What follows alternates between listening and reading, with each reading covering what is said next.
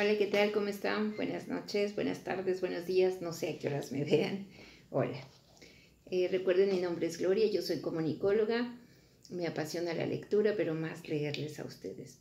Los libros que leemos aquí son de desarrollo humano para expandir la mente, para crear conciencia y para conocernos a nosotros mismos, para hacer introspección. Pero me estoy dando el gustito de leer a Julio Verne. Ya terminamos de la Tierra a la Luna y empezamos con el Dr. Ox en el pueblo de Quinkendone. Está muy interesante, un pueblo muy apático. Pero bueno, ya estamos ahorita en el capítulo 4. Ya nos falta poquito. Creo que esa es la única historia.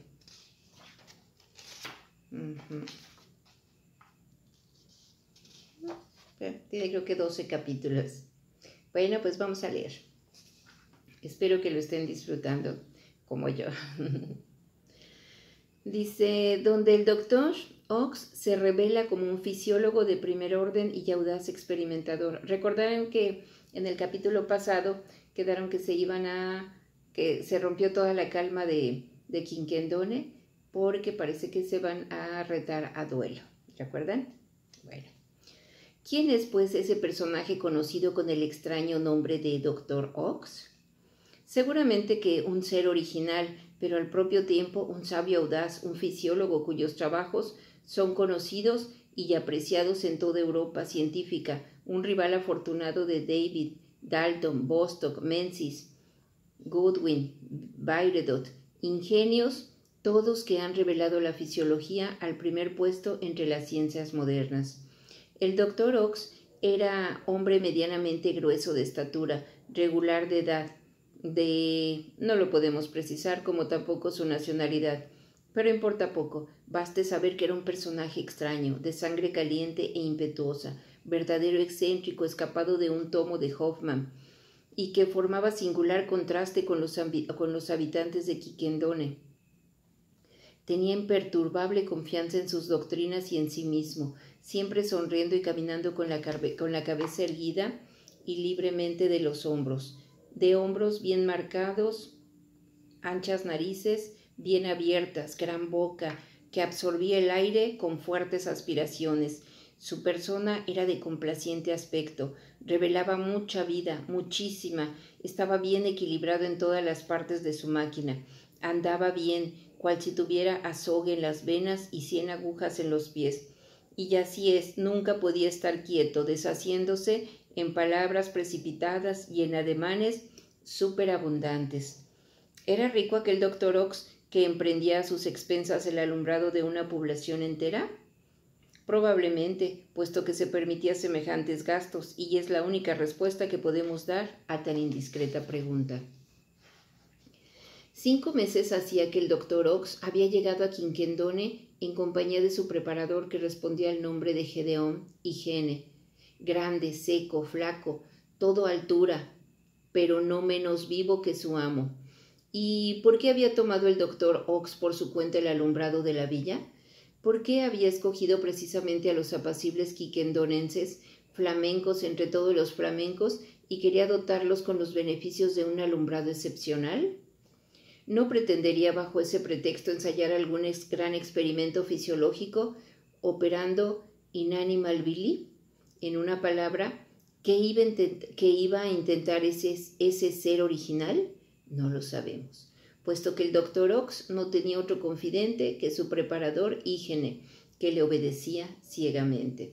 En apariencia, al menos el Dr. Ox se había comprometido a alumbrar a la población que bien necesitaba, sobre todo de noche, como decía con cierta gracia el comisario Passauf. Así es que ya se había instalado una fábrica para la producción del gas. Los gasómetros estaban dispuestos para funcionar y la tubería circulando debajo del empedrado de las calles. Debía muy pronto derramarse y abrirse en forma de mecheros por los edificios públicos y por las casas particulares de ciertos amigos del progreso. Ay, era una hormiguita. Del progreso. En su calidad de burgomaestre, Van Tricace, y su calidad de consejero, Niklaus, y además otros notables habían creído deber autorizar en sus viviendas la introducción del moderno alumbrado. Perdón. Si el lector no lo ha olvidado, durante la larga conversación del consejero y el burgomaestre, se dijo que el alumbrado debía conseguirse no por la combustión del vulgar hidrógeno carbonado obtenido por la destilación del carbón mineral, sino por el empleo de un gas más moderno y 20 veces más brillante, el gas oxídrico, que consiste en el oxígeno e hidrógeno mezclados. Ahora bien, el doctor, químico hábil e ingeniero físico, sabía obtener ese gas en gran cantidad y barato, no empleando el manganato de sosa, que según el procedimiento de Tesi de Motay, sino descomponiendo simplemente el agua ligeramente acidulada por medio de una pila con elementos nuevos e inventada por él.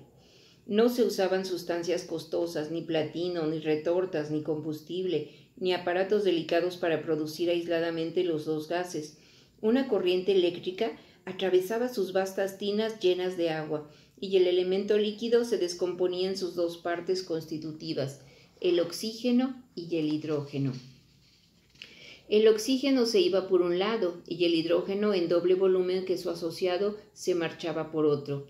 Los dos recogían en receptáculos separados, precaución importante, porque su mezcla hubiera producido una espantosa explosión encendiéndose. Y luego los tubos debían conducirlos separadamente a los diversos mecheros. Después, de modo que se precaviese esa explosión, se produciría entonces una llama cuyo brillo rivaliza con la luz eléctrica, que según los experimentos de Casselman, e igual a lo de 1171 bujías, ni una más ni una menos. Cierto es que la villa de Quiquendone obtendría con esta generosa combinación un alumbrado espléndido, pero de esto era de lo que menos se preocupaba el doctor Ox y su preparador, como más adelante veremos. Precisamente al día siguiente de que el comisario Pasuf había aparecido ruidosamente del gabinete del burgomaestre, Gedeón y Gene y el doctor hablaban ambos en el laboratorio que les era común en el piso bajo del principal cuerpo de fábrica. ¿Y bien, Higiene? ¿Y bien? Exclamó el doctor Ox, restregándose las manos. ¿Ya los viste ayer a esos buenos quiquendonenses de sangre fría que ocupan en cuanto a la viveza de pasiones el término medio entre las esponjas y las excrescencias coralígenas? ¿Los habéis visto disputando y provocándose con la voz y el ademán? Ya están metamorfoseados moral y químicamente, y ya ahora no hacen más que empezar. Aguardadlos para cuando los tratemos en altas dosis. En efecto, maestro, respondió Gedeón Higiene rascándose su nariz aguileña con la punta del índice. El experimento comienza bien. Si yo no hubiese cerrado con prudencia la llave de salida, no se le hubiera acontecido. Ya habéis oído a ese abogado Schut y al médico Custos. La frase en sí misma no era maliciosa, pero en boca de un quiquendone vale todas las series de injurias que los héroes de Homero se echaban a la cara antes de desenvainar. ¡Ah, qué flamencos! Ya veréis lo que haremos de ellos un día.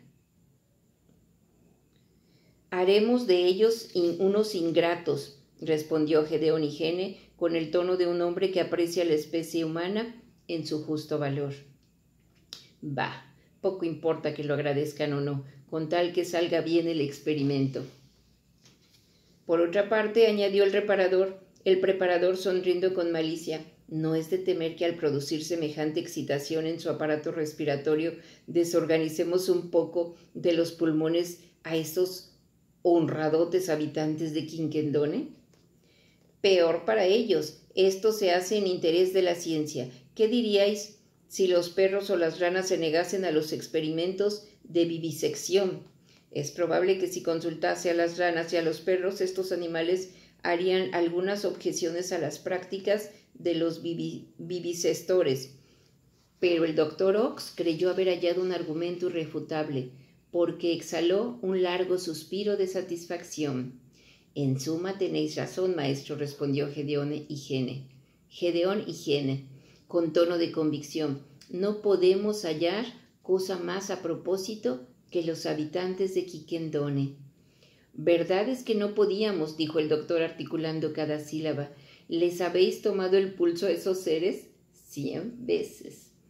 ¿Y cuál es el término medio de las pulsaciones observadas? Ni aún 50 por minuto. Fácil es comprenderlo. Una población donde no ha habido en un siglo una sombra de discusión, donde los carreteros no blasfeman, ni los cocheros se injurian, ni los caballos se desbocan, ni los perros muerden, ni los gatos arañan. Una población donde el simple tribunal de policía descansa de un cabo al otro año.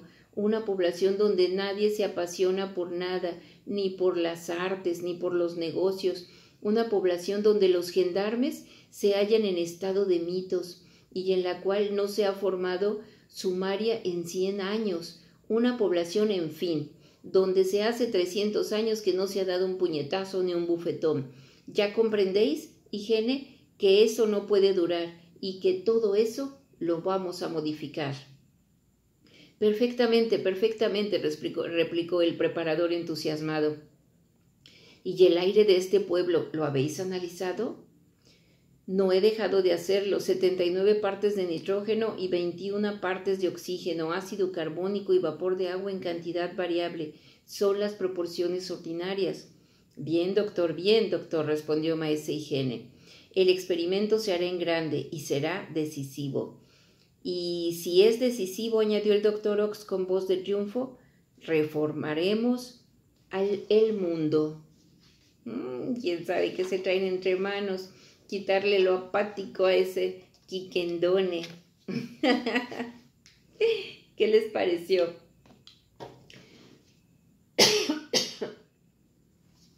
No sé qué se traen entre manos Quiquendone y... el doctor Ox e Higiene, pero por lo que veo les van a quitar, los van a mover, van a hacer que la sangre se caliente, creo yo, pero ya lo iremos viendo. Muchísimas gracias por regalarme su tiempo. Si no se han suscrito, suscríbanse y denle a la campanita. Si les gustó, por favor, regálenme un like. Muchísimas gracias. Chao, hasta la próxima.